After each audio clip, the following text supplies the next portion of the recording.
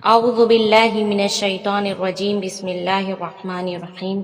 السلام علیکم ورحمۃ اللہ وبرکاتہ۔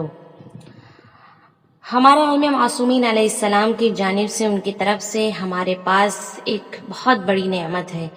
کہ جس پر اللہ کا کتنا بھی شکر بجا لائیں وہ کم ہے۔ وہ نعمت یہ ہے کہ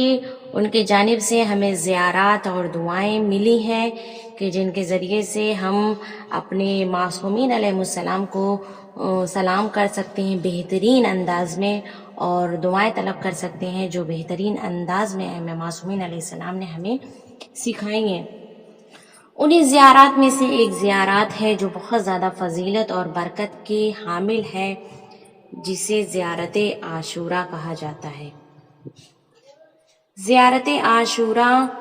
اگرچہ امام معصومین علیہ السلام سے نقل کی گئی ہیں ظاہری طور پر، لیکن در واقع یہ زیارت خداوند عالم کی طرف سے نازل ہوئی ہے اور یہ حدیث قدسی ہے۔ شیخ عباس قمی اپنی کتاب مفاتیح الجنان میں لکھتے ہیں کہ امام محمد باقر علیہ السلام نقل کرتے ہیں اس زیارت کو، اور وہ کہتے ہیں کہ اس زیارت کو میں نے اپنے بابا سے، اور پھر ان کے بابا نے اپنے جد سے، پھر انہوں نے اپنے جد سے، اس طرح سے حاصل کیا، اور یہ سلسلہ پیغمبر اسلام تک آیا، اور پھر رسول خدا نے جبرائیل سے، اور جبرائیل نے خداوند عالم سے اس زیارت کو نقل کی، یعنی یہ زیارت خود خداوند عالم کی جانب سے نازل ہوئی ہے، اور اسے حدیث قدسی کہا جاتا ہے، اور جس میں خداوند عالم نے اپنے ذات کی قسم کھائی ہے کہ جو کوئی بھی امام حسین علیہ السلام کو اس زیارت کے ساتھ زیارت کرے گا، دور یا نزدیک سے، چاہے وہ کربلا میں موجود ہو، چاہے کربلا سے کتنی بھی دور موجود ہو، اگر وہ زیارت کرے گا تو خدا کہتا ہے کہ میں اس کی زیارت کو قبول کروں گا، اور اس کی تمام خواہش، تمام حاجات، تمام جتنی بھی اس کی آرزویں ہوں گی میں پوری کروں گا، اور اسے بہشت سے فیضیاب کروں گا، اور جہنم سے آزاد کر دوں گا، اور اسے اتنا حق دے دوں گا کہ وہ جس کی بھی چاہے شفاعت کر سکتا ہے۔ واقعی زیارت عاشوراء یعنی کتنی زیادہ فضیلت رکھتا ہے کہ اگر کوئی انسان اس کو پڑھے تو اس کو اللہ اتنا حق دے دے گا کہ جس کو بھی چاہے وہ شفاعت کروا سکتا ہے۔ اور اس کے پڑھنے کا طریقہ یہ ہے کہ انسان باوضو ہو کر اور امام حسین علیہ السلام کے جانب یعنی کربلا کی جانب رخ کر کے اور یہ زیارت پڑھے حضور قلب، اور بہت ہی توجہ کے ساتھ اور گریہ کے ساتھ اسے انجام دے، اور حضور قلب کے ساتھ ہونا چاہیے۔ اور بہتر ہے کہ انسان اس زیارت کو زیر آسمان پڑھے یا صحرا میں جا کر پڑھے۔ جو دور والا شخص ہے، یعنی جو دور سے زیارت کر رہا ہے، اسے چاہیے کہ وہ زیر آسمان چھت پہ جا کے پڑھے یا پھر صحرا میں، یہ افضلیت رکھتا ہے۔ لیکن اگر وہ نہیں جا سکتا، اپنے گھر میں ہی پڑھے تو بھی کوئی حرج نہیں ہے، وہ کہیں پہ بھی کسی بھی وقت پڑھ سکتا ہے۔ لیکن اگر کسی انسان کی حاجت ہے تو کہا گیا ہے کہ اس زیارت کو 40 دن تک، ایک دن بھی گیپ نہیں ہونا چاہیے، 40 دن تک اپنی حاجت کے لیے اپنی حاجت کو ذہن میں رکھے رہے اور امام حسین علیہ السلام کی زیارت پڑھے۔ انشاءاللہ 40 دن تک پڑھتے پڑھتے اس کی دعا قبول ہو جائے گی۔ اور بہت سے لوگ یہ سوال بھی کرتے ہیں کہ جیسے خواتین کے لیے مسئلہ آ جاتا ہے، پیریڈس آ جاتے ہیں بیچ میں، تو وہ پوچھتی ہیں کہ پھر ہم کیسے پڑھیں گے، تو وہ اس حالت میں بھی اس زیارت کو پڑھ سکتی ہیں، وضو کریں اور پھر جو ہے اس زیارت کو پڑھیں، کیونکہ جو پیریڈس کی حالت میں ہوتا ہے، حالت حیض میں ہوتا ہے، اس کو قرآن کے حروف کو چھونا، امام معصومین علیہ السلام کے اسم کو چھونا، ناموں کو چھونا حرام ہے۔ لیکن اگر ہم زیارت عاشوراء پڑھ رہے ہیں تو کوئی حرج نہیں ہے، آپ عربی پہ ہاتھ نہ لگائیں، صرف کتاب کو کھولیے یا موبائل وغیرہ میں بھی زیارت عاشوراء ڈاؤن لوڈ کر لیجئے اور اس سے بھی آپ پڑھ سکتی ہیں، ایک دن بھی گیپ نہیں ہونا چاہیے، تو پیریڈس کی بھی حالت میں زیارت عاشوراء کو انجام دے سکتے ہیں۔ ائمہ معصومین علیہ السلام کے کلام میں زیارت عاشورہ کو نقل کروں گی کہ زیارت عاشورہ بہت ہی فضیلت اور اہمیت کا حامل ہے۔ زیارت عاشورہ کے بارے میں بے شمار احادیث نقل ہوئی ہیں۔ ایک فرد جس کا نام علقمہ ہے، وہ کہتا ہے کہ میں امام محمد باقر علیہ السلام کے خدمت میں حاضر ہوا اور میں نے عرض کی، اگر میں امام حسین علیہ السلام کی زیارت کا قصد کروں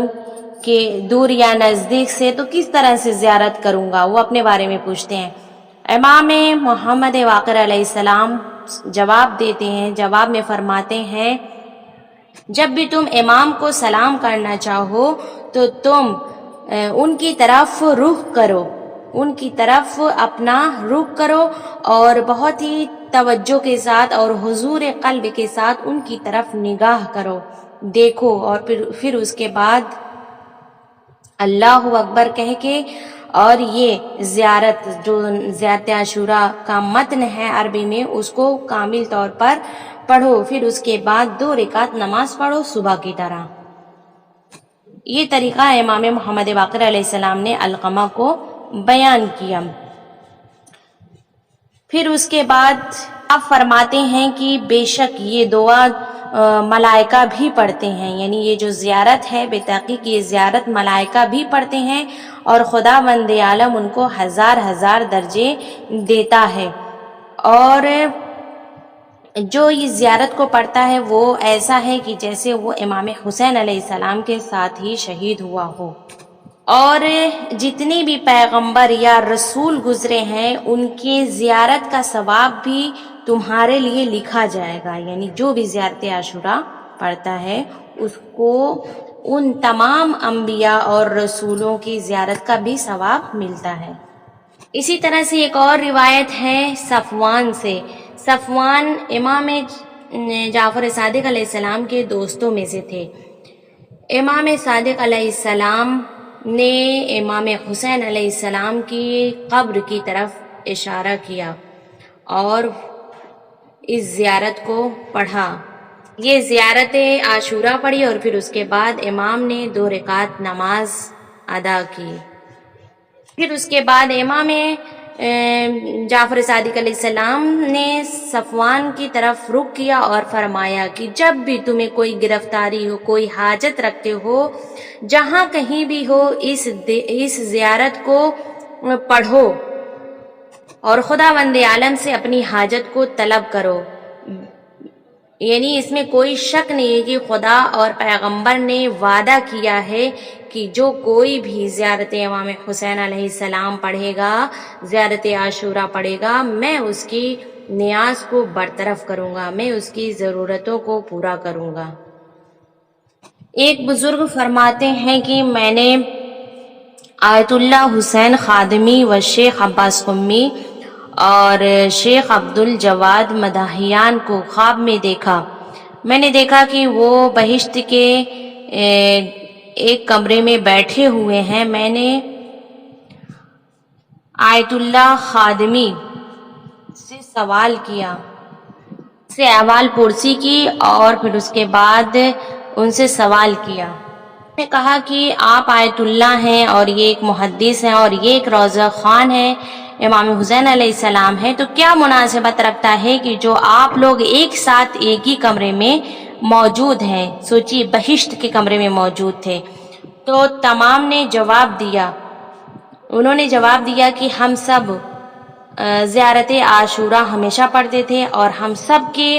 زیارت عاشورہ پڑھنے کی تعداد ایک ہی جیسی تھی، کسی کی کم اور زیادہ نہیں تھی، یعنی سب لوگوں نے زیارت عاشورہ پڑھی تھی، ہمیشہ پڑھتے تھے اور سب کی تعداد ایک برابر تھی، اس لیے ان سب کو بہشت کے ایک کمرے میں رکھا گیا تھا۔ زیارت عاشورہ پڑھنے کے بارے میں اور بھی بہت سارے ثواب ہیں، اس کے بارے میں ایک اور میں واقعہ بیان کروں کہ آغائے ڈاکٹر محمد ہادی امینی جو علامہ امینی کے فرزند ہیں، علامہ امینی جو کتاب الغدیر کے لکھنے والے ہیں، ان کے فرزند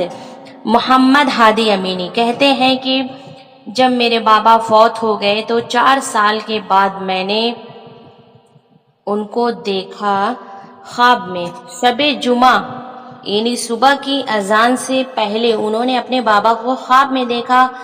کہ ان کے بابا بہت زیادہ شاد ہیں، خوش ہیں، بہت ہی زیادہ خوش و خرم ہیں. یہ ان کے پاس گئے، جا کر سلام کیا اور ان کے ہاتھوں کا بوسہ لیا. پھر کہا کہ بابا جان، آخر آپ کا کون سا عمل ایسا باعث بنا کہ جو آپ کو سعادت اور نجات کا صلہ ملا ہے؟ کون سا عمل ایسا ہے کہ جو سعادت اور آپ کی نجات کا باعث بنا؟ تو آپ نے کہا کہ تم کیا کہنا چاہ رہے ہو؟ پھر انہوں نے دوبارہ سے عرض کی کہ بابا جان، آپ اب دوسری دنیا میں ہیں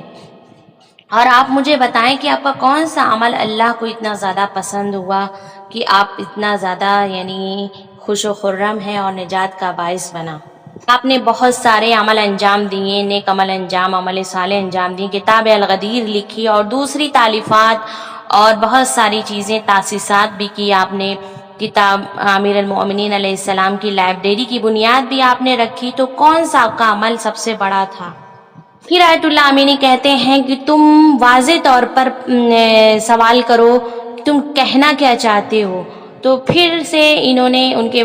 فرزند نے کہا کہ بابا جان، آپ یہ بتائیے کہ اب تو آپ ہمارے یہاں سے نہیں، اب دوسرے جہان میں منتقل ہو گئے ہیں. اب جب آپ یہاں ہیں تو کون سا عمل آپ کے لیے باعث نجات بنا، جبکہ آپ نے سینکڑوں خدمات اور بہت بڑے بڑے علمی اور دینی کام انجام دیے ہیں؟ تو کون سا ایسا عمل تھا جو آپ کے لیے نجات کا باعث بنا؟ علامہ امینی جو کتاب الغدیر کے لکھنے والے، انہوں نے تھوڑا سا فکر کیا اور پھر اس کے بعد فرمایا کہ زیارت ابا عبداللہ الحسین علیہ السلام، یعنی صرف اور صرف امام حسین علیہ السلام کی زیارت سبب بنی ہے جو میں آج اتنا زیادہ خوش و خرم ہوں. پھر علامہ امینی کے فرزند کہتے ہیں بابا جان، آپ جانتے ہیں کہ ایران اور عراق کا جو رابطہ ہے وہ بہت زیادہ آج کل خراب چل رہا ہے. تو انہوں نے کہا کہ ہاں میں جانتا ہوں، اور کہا کہ کربلا کے راستے بھی بند ہو گئے ہیں، تو کیا ایسا عمل انجام دیا جائے کہ جس سے یہ تمام مشکلات دور ہو جائیں؟ تو آپ نے فرمایا کہ ان مجالس اور ان محافل میں شرکت کیا کرو جہاں پر امام حسین علیہ السلام کی عزاداری ہوتی ہے اور زیارت امام حسین علیہ السلام پڑھی جائیں گی، انشاءاللہ اس کا ثواب تمہیں ضرور ملے گا. اس کے بعد کہا کہ اے میرے بیٹے تم اس زیارت عاشورہ کو اپنا ایک وظیفہ بنا لو، روز اس زیارت عاشورہ کو پڑھا کرو، یہی انشاءاللہ کہ یہی تمہاری دنیا اور آخرت میں نجات کا باعث بنے گا. کہ علامہ امینی بھی اپنے فرزند کو یہی نصیحت کر رہے ہیں کہ زیارت عاشورہ روز پڑھا کرو. کہ پڑھنے کا کوئی خاص وقت نہیں ہے کہ اگر کہ صبح میں ہی پڑھنا ہے یا شام میں، جس وقت بھی آپ کو موقع ملے انسان اسے پڑھے، لیکن ہر روز پڑھے. اگر مان لیجیے کوئی صبح پڑھتا تھا نماز کے بعد اور اگر کسی دن مس کر دیا، نہیں پڑھا، تو کوئی بات نہیں، آپ دوپہر میں پڑھ لیجیے، شام میں پڑھ لیجیے، لیکن ضرور پڑھیں.